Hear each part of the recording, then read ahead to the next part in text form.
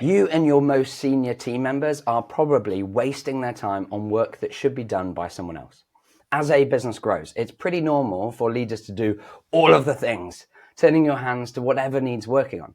But as you grow, you need to be leveraging other team members to get the work done. The tricky thing is that what leaders should spend their time on changes as you grow. In future, is the use of IT something in your organization that you should own, or should that be delegated?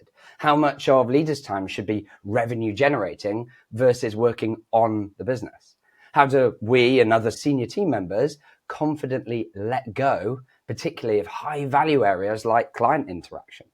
To help us dig into this today, I've invited Dawn Marriott, an expert in business turnaround and a partner at HG Capital, which is Europe's largest investor in software and services businesses.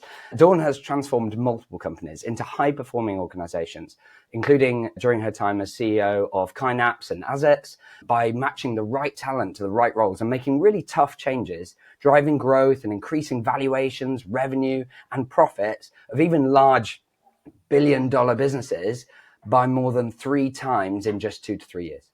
So in this episode of the De-Stress Your Business podcast, we'll break down Dawn's approach, going into the detail behind the key challenges and bravest decisions that Dawn has made, what's worked best, and the surprises along the way.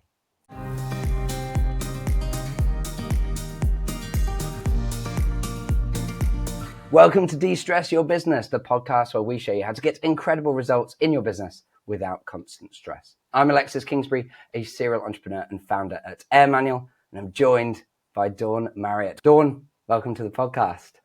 Hello, Alexis. Thank you so much for having me. I'm really happy to be here today. When you were asked to lead Azets as CEO, the company had gone through a period of rapid growth via more than 50 acquisitions, but wasn't seeing the expected benefits. What were the main challenges at that point?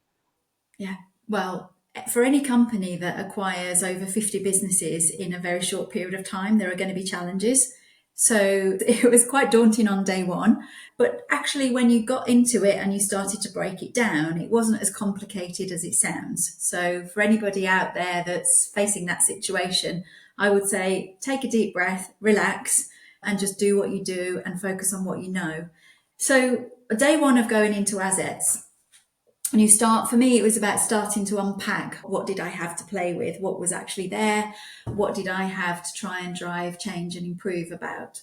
And I think, thinking back to those first early days, some of the things that stood out to me that were lacking was expertise in functional areas of the business. And you can imagine if you'd acquired 50 companies, more often than not, most of those companies were fairly small scale, or even those that were medium sized, they were operating in just one geography, primarily out of 1 or 2, possibly 3 offices, but they weren't distributed organisations. Suddenly, when you add 50 of those types of companies together, you actually need a whole different level of expertise to help integrate them or to help find synergies or commonality. Or you need people that have got experience of what not to integrate and what not to try and draw together. So for me, thinking back to day one, it was about that layer of people that was missing in the organisation. So that was sort of a pretty obvious thing on at the beginning. And then coupled with that was also, Azets had at that time a really great vision. It was really clear strategically where the organisation was trying to go to, but actually what they didn't have was a plan on how to get there. And it wasn't a detailed enough plan by, normally you would expect in that kind of a situation, you'd say we're going from here to there with this particular functional area, and you'd have that plan for each functional area of the business, and you'd have clear accountability from the people that were going to own that for each functional area. So yeah, it sounds a little bit boring and not very exciting, but it lacked a detailed plan with ownership. And I think for those reasons on day one, that's what made it feel daunting. There was no plan, and I didn't have the layers of expertise of functional experts that were required to drive what was needed. Interesting. And so and I know that because I remember when you shared as a presentation at an event that I was at, you shared a lot of the detail of that plan to show like, here's all like the work streams and all the things that we did. And so you made a lot of changes to Azets once you developed that plan. What would you say were the most important ones? Yeah, well, that's a really easy question, but it's the most important question. Actually, the most important decision that I had to make was to get the right team. Right. And by that, I mean the right type of people with diverse experience and knowledge that would work well together, the right type of skills within those people, the right level of ambition between those people. So, building the team is the most important thing. But when you're building a great team like that, what you also have to do is look at what you've already got, because it's not always about hiring lots of people externally. Many of those hires will have come from internally. But what you also have to do in that type of situation is look at the people that are stopping you from moving forward. If I try to label them for a second, I'll call them blockers. So, as well as bringing people in or putting people internally into new roles that are going to drive change and innovation, if there are people that can't change, that can't innovate, that only ever want it to be how it was, then you need to remove those people, and you need to remove them fast. Obviously, professionally, kindly, but honestly and transparently.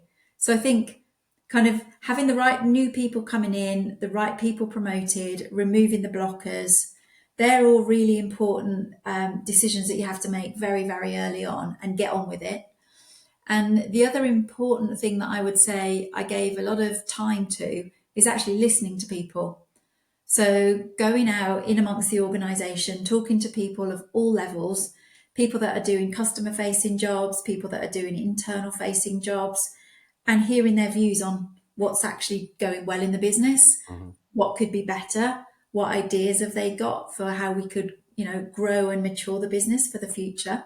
So I think lots of my approach in the early days to any company that I'm going in to try and drive significant change is about remove people, get good people in, promote people into the right jobs, listen to the workforce, and then from there, you can then start to build the plan.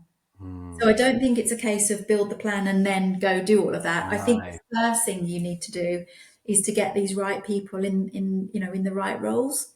And then from a more practical point of view, going into assets, if I put aside all of those people things for one moment, the kind of couple of things that really stood out that I had to do very early on was sort out cash flow, and that was at all ends of that process. So how quickly were we actually getting invoices out of the door following the completion of the work? How efficient was that process? And then how quickly we collected the cash back in from the customers. So that was a very big challenge going in, but it was very important. And then the other big challenge that I recall at the beginning was the brand.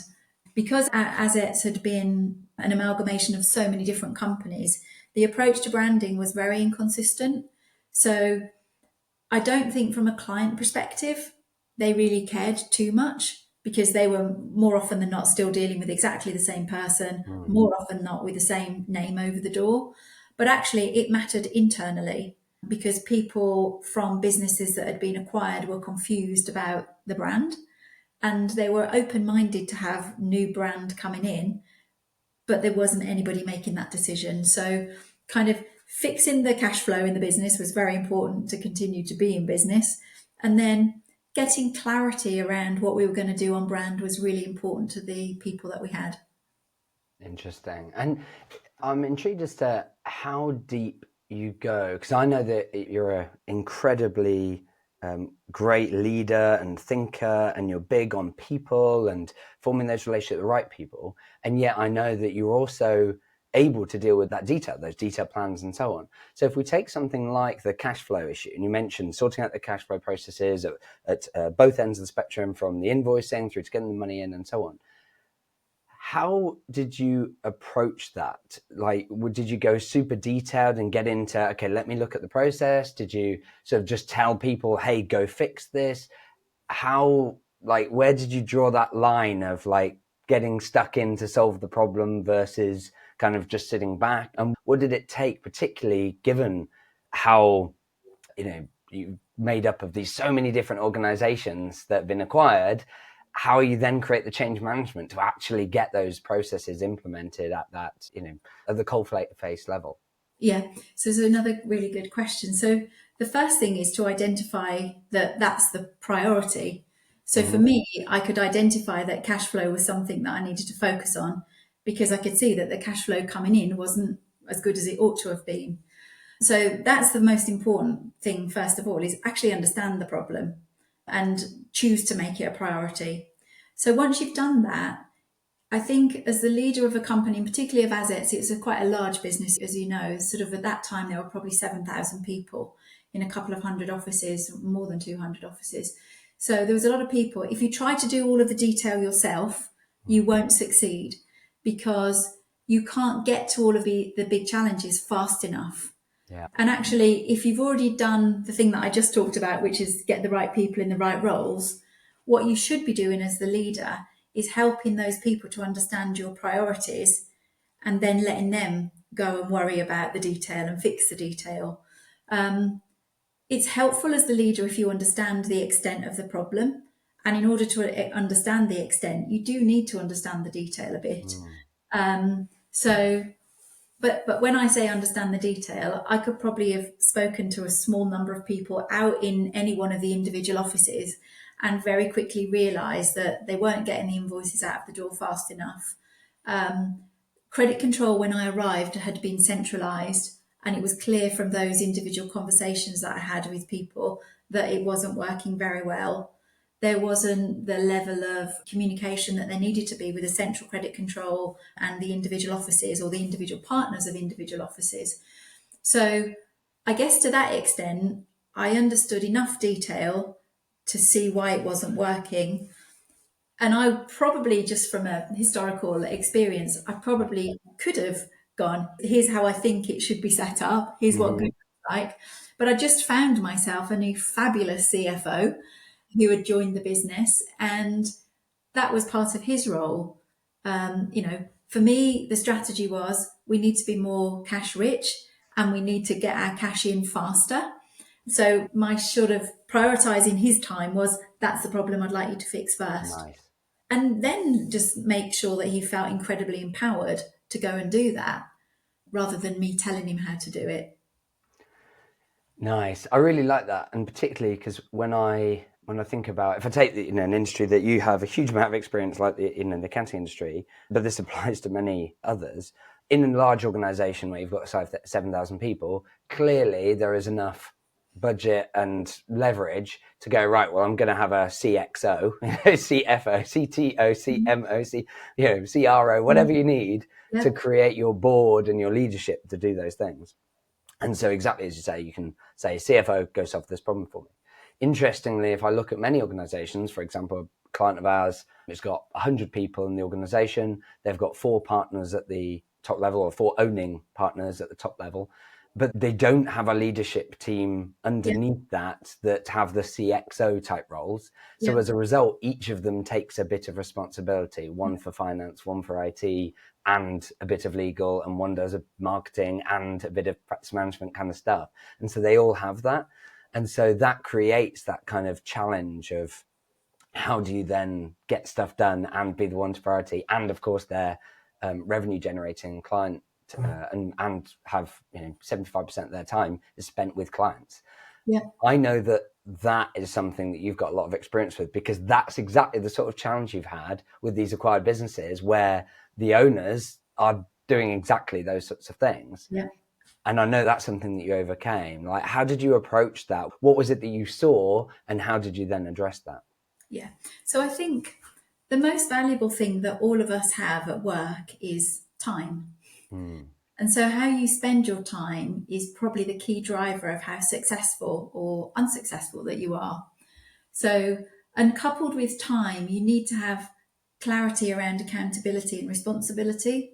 So in your example of the 4 partner organization that you just gave, it doesn't matter that there are only 100 people. If you've got 4 partners, what they need to do is just decide between them who is going to be responsible for what. And then the other 3 need to trust them and to get on with it and empower them to get on with it and make the decisions on behalf of the collective group. So Yeah, I think that for me is probably applicable whether you've got a small organization or a large organization, is make the most of your time and make sure you've always got clear responsibilities and clear accountability, and then you can solve any problem. That's my thinking anyway. But until you've got those three building blocks in place, that's hard to do. So when I was trying to take, if I call them managing partners or owner partners Yep. of businesses that we'd acquired in Azets, it was about just spending good quality time with them, helping them understand that now they'd sold their practice into this larger organisation, these are the things that the organisation can do to give you more time back.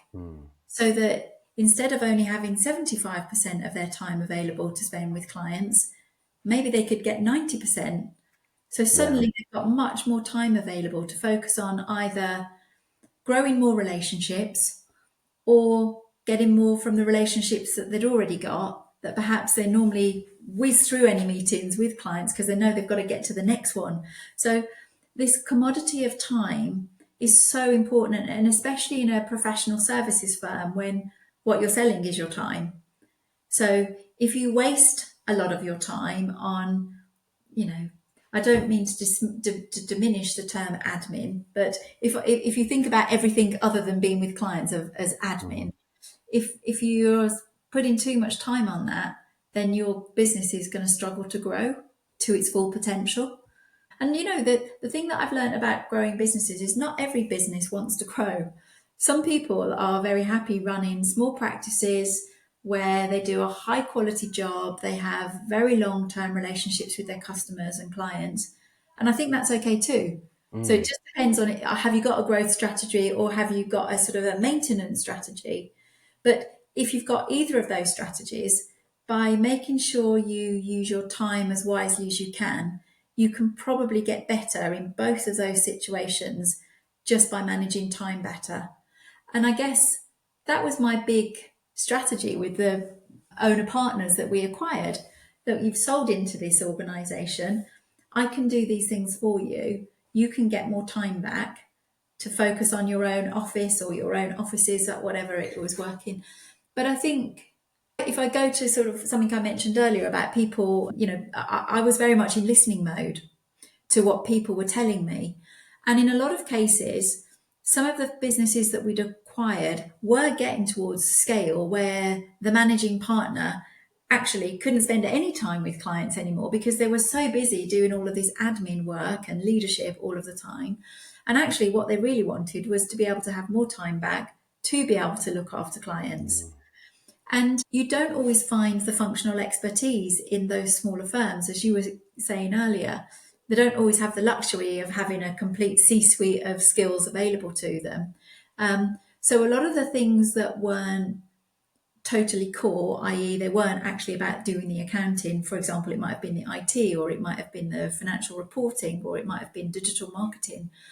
By being able to provide almost a service back into those owner managers, then it meant they were going to get better expertise as well as get more time back. So I think the actual debate with those types of people is pretty easy, and it's quite because it's very logical. I think where the difficulty comes in, and on day one I didn't have this in Azets, is if you're trying to convince somebody in a local branch office to hand over their credit control, their marketing, their recruitment, their training, and you haven't actually got it set up well yet from the central perspective, that's the difficult period, because you're having to say to someone, trust me, I'm going to do this for you, but I haven't done it yet. So I think that's the time when you need to be very careful and sensitive and just realistic and not overpromise. So it's better to almost underpromise and overdeliver at that point, because you are trying very much to build trust with these owner managers whose businesses that you've invested in. So yeah, it's a really critical time, but I don't think it's overly complicated. I think it's doable. Agreed. And I think your point around taking those individual bits of how they're spending their time and really look at them to say, well, actually, is this something they should be doing and want to be doing? In which case, fine. or are these things that actually could be done elsewhere, whether it's by a sort of center of excellence that does it for all of the managing partners, or whether it's just a hire underneath you, or even just delegating to people you've already got in the structure. I can see that works. One of the challenges I see people have is even just working out what they should be spending their time on. And I think one of the challenges with that is as you grow, it does change. And Yeah. so, when it's, for example, if it's just you in the business, how you spend your time will be very different to when you've got a business that's multi-million revenue and Yeah. so on. And I think that's a hard shift to make as you go along.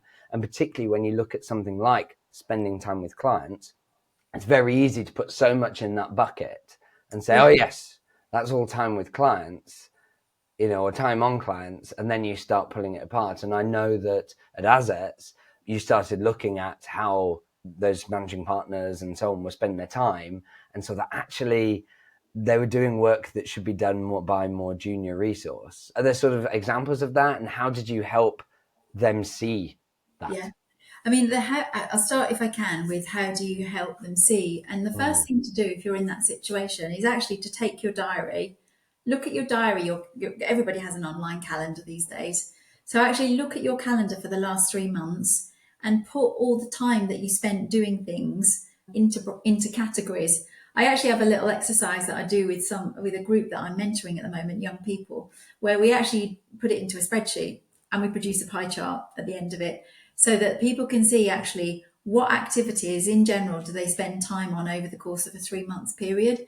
And it's hugely illuminating because people always think they spend time on various things. And actually, when they see the facts, is very often a very different picture. And before I got involved with private equity backed businesses, I was running as a COO a large listed company. Mm-hmm. And I remember there actually doing an analysis on my diary. And I always had a target of I wanted to spend a third of my time with customers and clients, a third of my time on, I call it leadership and internal. And then I had a third available for everything else, for example, podcasts or whatever else I might be doing. But if at the end of every month I had over-indexed in one of those thirds because I tried to get them equal, then the following month I try and correct my time. Nice. So I think the thing is, it's about awareness of how you spend your time. And that's going to be very individual for everybody based on the size of company, based on the job that they do. But the key thing is to understand how you spend your time and doing this little exercise where you put all of the meetings, all of the work into brackets, produce yourself a little spreadsheet to show you how much percent of the time you spend doing what. I think that's a great first step to making a change. Because Agreed. if you want to be the sort of leader that spends most of their time with clients, well, that's okay. But make sure you understand what that means and who's going to do the other things if you're not. But I think the thing with your time and prioritizing is just make sure you control it yourself and do it from a really informed position. If you just let stuff happen, I've got one colleague who I will say to them, you're just a slave to your inbox, because their day is actually controlled by, they're working on they just work through emails. And I'm like, how do you ever change anything if that's what you do? Because, I have a real dislike for this sort of email culture where people say, I've been really busy all day, I've responded to 100 emails, but I'm like, what have you actually done? To me, email is just people pushing responsibilities around. No one's actually ever doing anything. So that's not a good thing to spend time on. But Agreed. yeah, so getting control of how you spend time, I think that can help make you create more time to drive change or growth.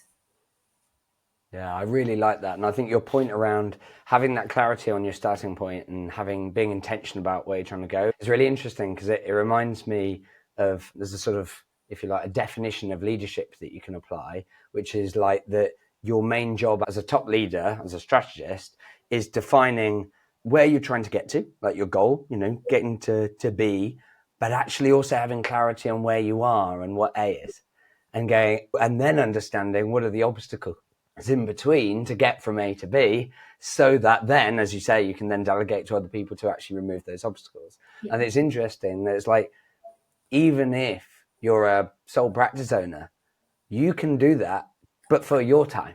plan for how you're doing. You can start leading from day one by Exactly. going, where am I now? How do Yeah. I describe that as simply as possible? Where do I want to go? How do I describe that as simply as possible? What are the obstacles? What's the plan to remove them? And I think that's a really interesting way to go, right, and start with yourself. And Yeah. because if you can do that, like how you spend your time, what you apply your attention to is Yeah. what will generate the results that you want in the future. And I think Exactly. that's really interesting. Yeah, thank you for sharing that. That makes me wonder about, because you're so, dialed in around those sorts of activities and how you can spend your time and so on. But we've talked about how big Azets was. Like you Mhm. were getting people from over 200 sites to change their ways of working. How much consistency were you aiming for? So I'm not sure I could answer exactly how much consistency, but what I would say was what I was aiming for was to have things centralized that made sense. Okay. And if consistency made sense, then do it and go for it 100%. Right. Interesting. If it didn't make sense, don't do it at all. So I think it's about figuring out what makes sense for the people, for the clients and customers, and then go all in.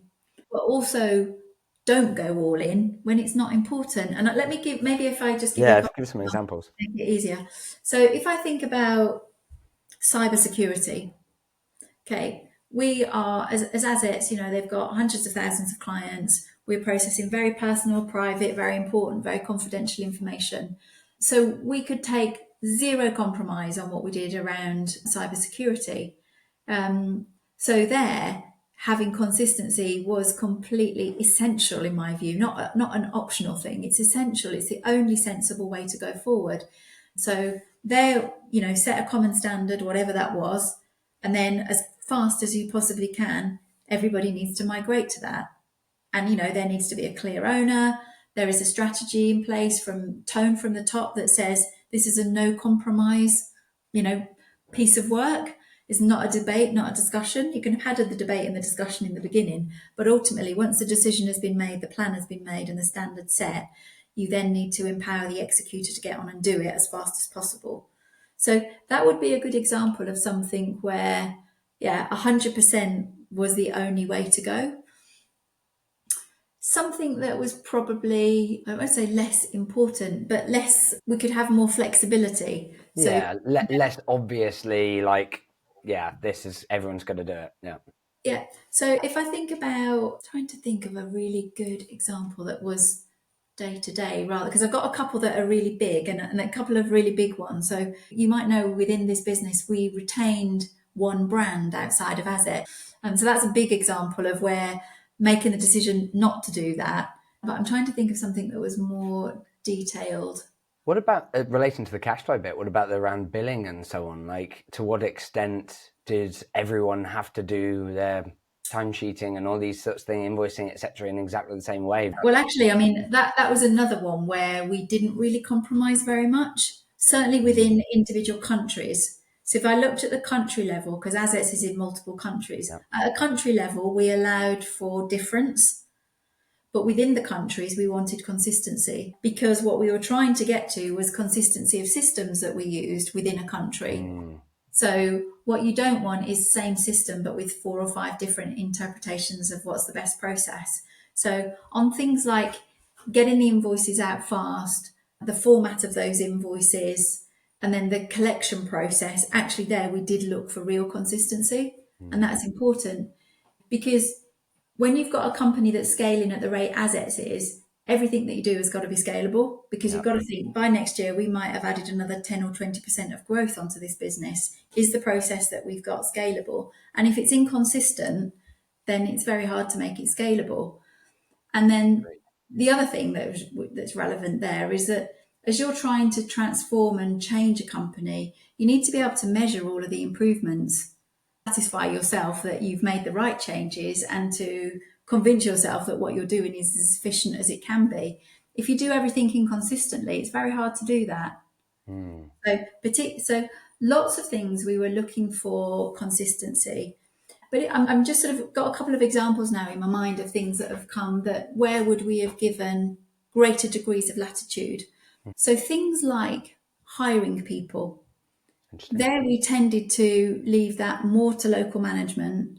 We did create a central recruitment team to help, of course, and we would create people need to have these minimum qualifications or minimum standards, or referencing would be consistent. But the actual finding of people, how you did that and who did the interviewing, that was something that we felt was best done by the local people that they were going to be working for. And everybody interviews very differently, interview styles, interview questions. So that, I would say, would be something where we tended to leave the decisions on a local basis.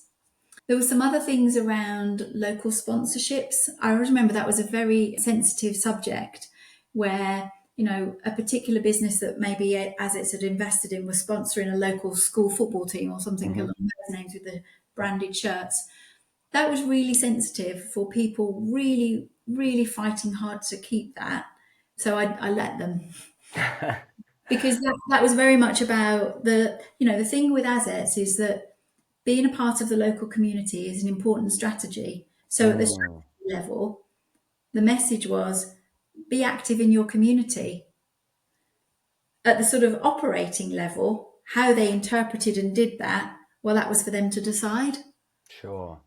So Presumably within some parameters you set, like around the amount of spending or whatever. Yeah, of course it had to be all good, sensible decisions. But again, in an ideal world, you don't want to be setting parameters, because if you've got the right person leading an office, if they suddenly decided that they wanted to invest multiples of millions of pounds in some local sponsorship, you probably haven't got the right person running the office. Fair enough. So I think you have to trust the people to do the right thing. And maybe if parameters are helpful, then give parameters. But I would rather give people trust and empowerment, and rather than rules. Because what you're trying to, particularly in the in professional services and accountancy practices, the people leading your offices need to be good leaders. They need to be good commercial managers. They need to be really good all-rounders, because they are like the CEO of the office. So if you've got somebody that needs a rule for everything, and then they're probably not the right person. So I think more so I would aim for, if I was advising somebody on what to do here rather than what did I do, but I would go where you've got processes, try and get consistency, because then you can measure them, you can try and improve them, or you can try and do them faster. But where you've got things that are more perhaps cultural, then leave those to local management to make that choice. Nice. Yeah, I really, really like that. One of the things that I've observed when seeing you speak, when doing research on you and listening to you on other podcasts and so on, is that you seem to be particularly talented at identifying who an organization needs, and we've talked a bit about that, but also making tough decisions to make changes. Can you give an example of perhaps when you've done this and how you approached it? Yeah. So, I would define myself as a people person, first and foremost. So, and that means making good, positive, happy decisions as much as it means about making more difficult decisions. The key thing is to make the decisions and to make them as fast as you can, being well informed. But when you're trying to change a business, or whether that's turning it around or growing it, supercharging the growth, in my mind, you need different people for different stages of that journey. And as a leader, I think it's incumbent upon any leader to be able to make those decisions to change people through the journey. And an example would be in Azets, in particular, the CFO. So when I first arrived, there was a very competent, very accomplished CFO in the business, but his expertise was very much around private equity exits. Because at the time of my arrival, that had been the plan. So he'd actually taken the job on with a view that he was joining to exit the business, exit the shareholders to a new shareholders. So when I arrived, that then wasn't the plan. The plan was to drive the change and transformation. It made sense to me that it was best for him and best for the company that he left, because he wasn't a detailed operator, process-driven guy. He was the very big picture exit. So that was a very obvious and easy conversation for me to have. And I think that conversation happened on about day 2. Wow. Might have been day 3, but it certainly wasn't any later than that. And then what I set about doing was finding the right CFO who had really good granular knowledge of processes, systems, and driving change, driving centralization, because that's what I needed. Yeah. What I didn't need was somebody that was going to be, fantastic in front of future shareholders for selling the business, because I knew that job was going to be almost time boxed as well. Because once the person that I hired had done that, then I needed to turbocharge the growth. So I could think of the CFO journey in Azets in 3 stages. First of all, it was, professionally removing the person that didn't have the right skills. Then phase 2 was about hiring the person that had all those operational process driven skills.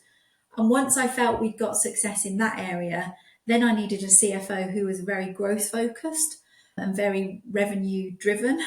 So in probably what was a 2-year period, it looks like I churned through 3 CFOs. The reality of it is I did.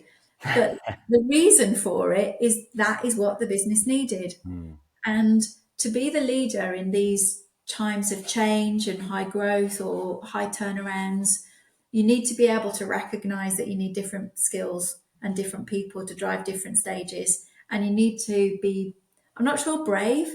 I would just, because I don't think it's brave personally, I just think it's the right thing. You always have to put the needs of the business, first and foremost. And then you have to work with the people around you to deliver that.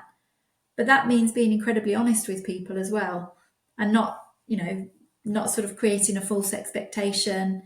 And also, I would say, when you're driving change like that, you do need to be very kind.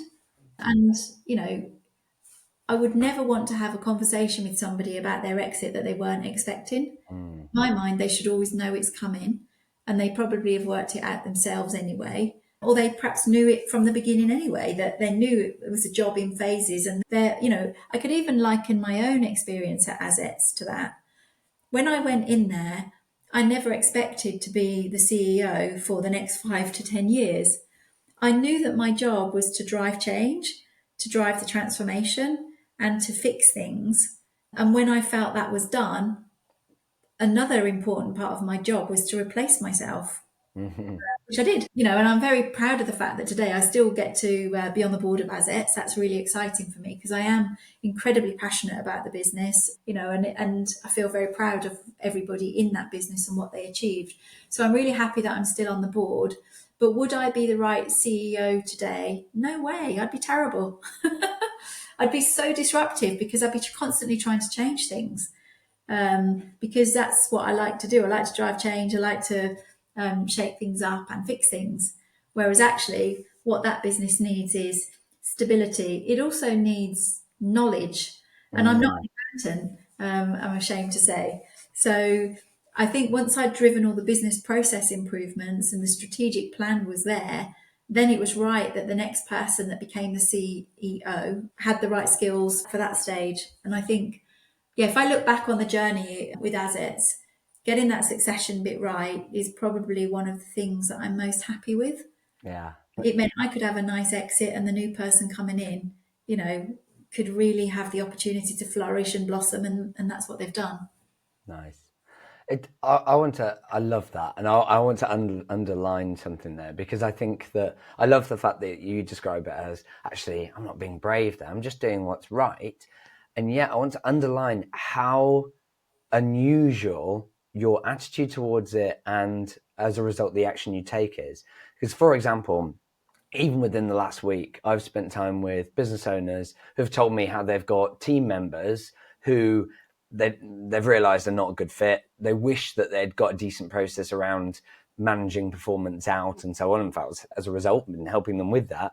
But because they've not had that, they haven't gone through the process to manage them out. So here we're not even talking about, are they the right people for the future because of the priorities? We're talking about someone they actively feel isn't even able to do their current job and so on.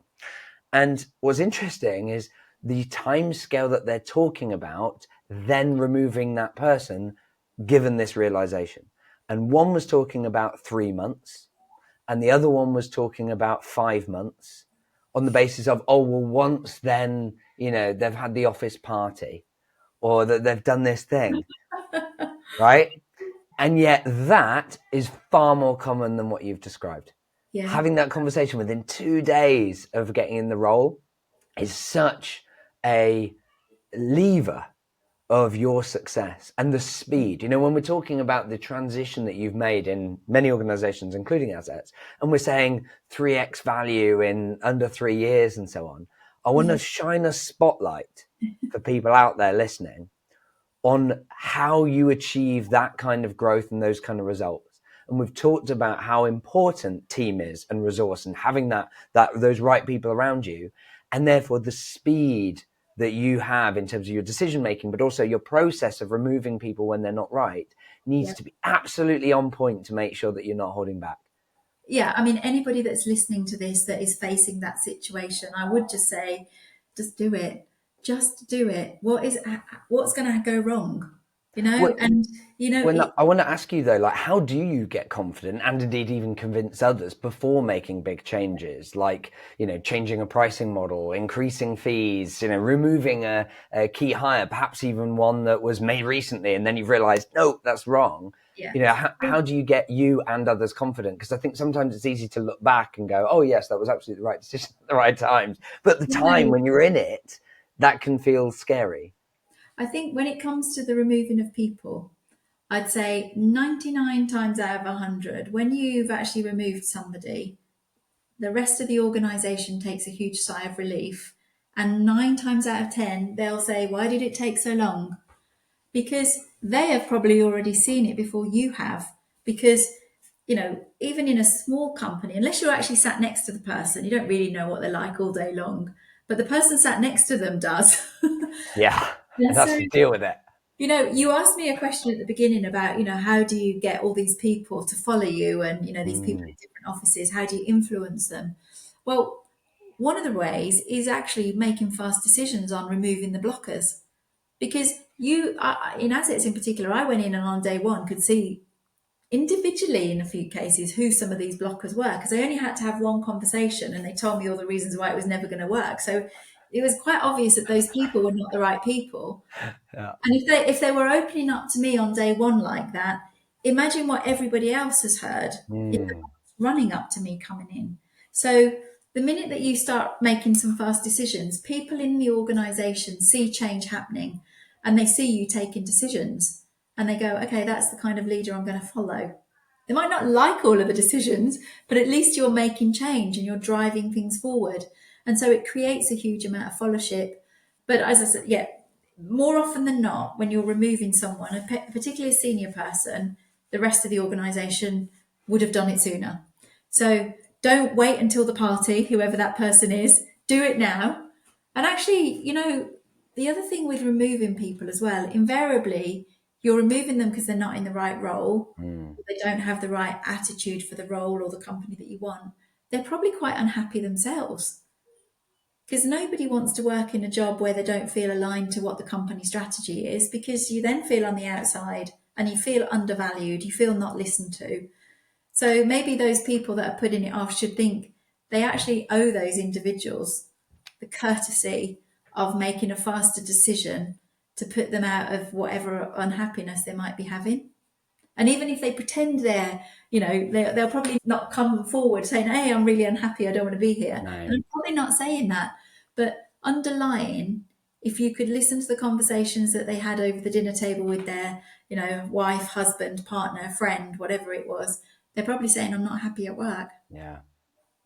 So, just do it. I don't want to steal the Nike logo there, by the way, but I think Yeah. that just do it. 100%. I completely agree with that. And I think, and particularly with the point around actually for the employee as well, they're probably unhappy in the role and so on. And actually, I think there's two sides to that. One, I think it's a shame to then keep someone who's unhappy in the role and the team's unhappy and so on. But also, if you haven't addressed it sooner, you haven't even given an opportunity for turning it around. You know, Yeah. it's like, and the development. And with this particular practice owner, I was showing them, okay, here's what a best practice process looks for, like, for managing employee performance and how you're clear with the criteria and so on. And it was nice because I was sharing examples where in my own companies where we've taken people through that process with an expectation of we're probably going to end up managing them out. And then actually they've managed to turn it around and do great stuff. But being brave or doing the right thing and addressing it early and having that conversation and saying, as soon as you're identifying, basically, here's the things I'm not happy with, and here's where I need you to be, and this is when I need you to get there. Otherwise, I'm afraid it's going to be the end of the road. I think is not only important for the business, but also important and often appreciated, I've seen, by the employees. So yeah, I love that. And if anyone's interested in getting that template, it's a best practice template we can share. You can email me, alexis.kingsbury@airmanual.co. Great. Well, I know that, Dawn, you listen to lots of podcasts and you like quickfire questions. So I've got some quick, tricky ones for you. 1 sentence answers only, please, or less. Okay, you ready? What one thing causes most stress for you? Commuting. Right. Okay, cool. Are great leaders born that way or made? Mostly born. Ooh, interesting. What's your preference? Taking the time to make the right decision or making a decision and then taking the time to make it right? Make the decision and then make the time to make it right. Nice. What book or podcast has been most pivotal for you in changing your life for the better? Ooh, that's a good one. It's a book actually called The Ultra Processed People by Chris Van Tulleken. Nice. We'll make sure Highly we've got a link recommend to it. Yeah, it changed loads of my habits it. Love for it. the good. And what's the one thing you want business leaders to take away from this episode? Build the best team that you possibly can around you, and the rest will happen. Fantastic. And I'll make sure that I link to your profile on LinkedIn. I know that I think of your social media, that's your main and preferred one. Any other links, resources that you'd like us to reference and link to in the show notes? No, I'm good on LinkedIn. Cool. Fantastic. Well, thank you so much for your time today, Dawn. You've been absolutely fantastic. Thank you so much. I've really, really enjoyed it. And yeah, good luck to everybody out there that's running a business, particularly those of you that are running accountancy practices. You are very, very important, and the country needs us all as accountants. Completely agree. Completely agree. Well, thanks so much for everyone for listening. And if you found this episode useful, and I'm sure you did, then please go to Apple Podcasts, leave a 5-star review with a comment, even if it's just one word. I read them all. I really, really appreciate it. But otherwise, until next time, have fun.